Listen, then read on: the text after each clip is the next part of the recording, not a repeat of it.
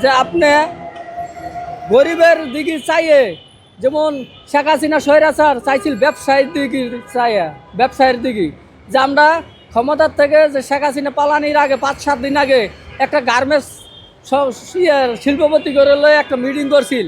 ওই মিটিংয়ে আপনারা দেখতে পারবেন যে বলছে যে তোমরা 14 বছর আগে কি হইছ আর এখন কি হইছ, এইরকম ধরনের যেন তারেক রহমান না করে। আচ্ছা, আগামী নির্বাচনে কাকে ভোট দিবেন?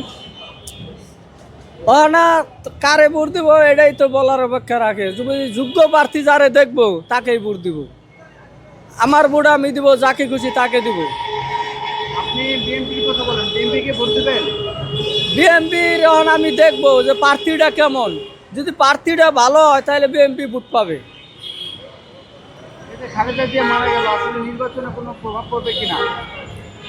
খালেদা জিয়া মারা গেলে মানুষ একসময় মৃত্যুবরণ করতেই পারে, যে কোনো টাইম, এটার কোনো টাইম টেবল নাই। আল্লাহ যে সময় তারে রাজি খুশি করে তারে ওই টাইমে তুলে নেওয়া যায়। তো না, নির্বাচনে এর প্রভাব পড়বে না।